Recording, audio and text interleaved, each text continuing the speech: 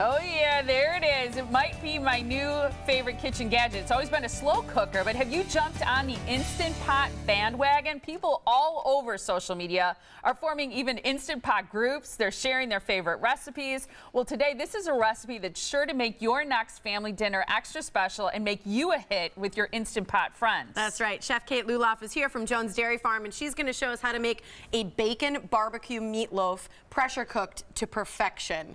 This is going to thrill people because everybody is totally obsessed with the Instant Pot. Yeah.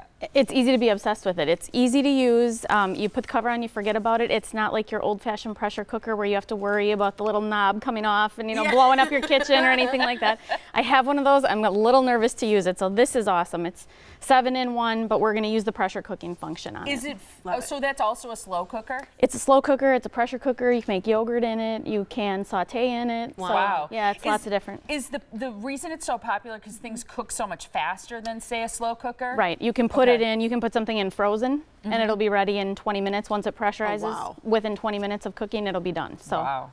So if you forget to take something out in the morning, you can throw it in when you get home. It'll still be done. Okay. Right. And I know you want to start mixing up. Yeah, I'm gonna. You want to say. Yep, I'm gonna mix, and then we'll talk about the bacon. So this recipe, I've got instead of breadcrumbs, I just cubed up some bread, ripped up some bread, put about a half a cup of milk over the top, and let it sit for about 5 minutes so all the milk soaks in, so the bread's kind of soft and mushy, which is what we want. Perfect for kittens. Yeah.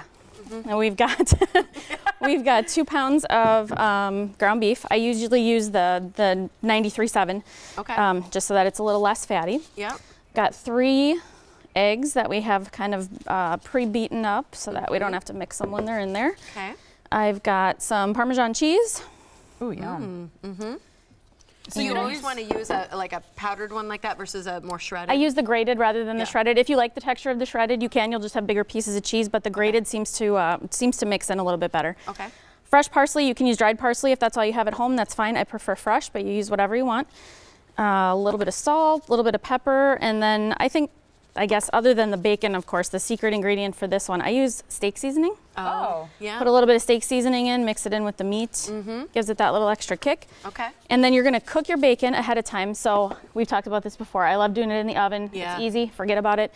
The recipe that's on the website for this meatloaf says 30 minutes for the bacon. Okay. That is if you buy the thicker cut bacon. Okay. If you buy the thinner cut, which is equally delicious, less time in the oven. So then only about 15 minutes. Are you doing that at a 350 or 400 oven? 350. Okay. 325 to 350. Do you put it on tin foil when you're baking it? I do, right? yeah. And then you can just scoop up the tin foil and toss it when you're done. Made it so easy. I remember seeing you do that. Yeah. I think it's interesting you're not using breadcrumbs. Nope, I use the bread cubes instead, and it seems the texture, I think, seems to give it a little bit more hearty better texture. It holds together better. It does, and especially in the Instant Pot. Okay. So you're going to cook up a package of bacon. You're going to need 7 to 8 slices across the top, and then take the leftover and crumble it up, and we're going to mix it in with the meatloaf. Yeah, you are.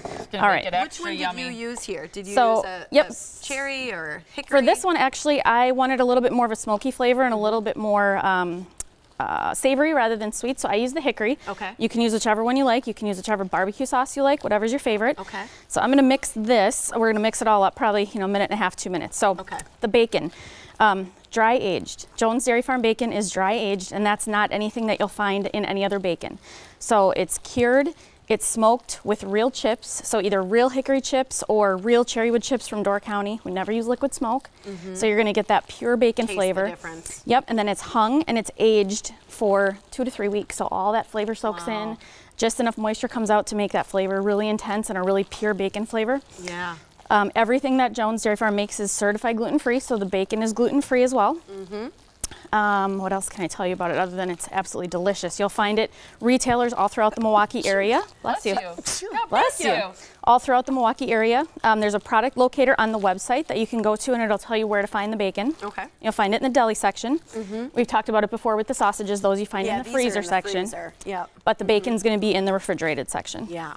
And I know you love it because the sausage, for example, has so few ingredients. That's why it's in the freezer section, because it's fresh. Exactly. It's frozen so that you can buy it, thaw it, or cook it, and it's perfect every time because there's so few ingredients in it. Exactly, nothing in it. So that looks fantastic. So once it's all mixed up, then we're going to form it. So I have a piece of tin foil that we're going to use to put in the Instant Pot. Okay.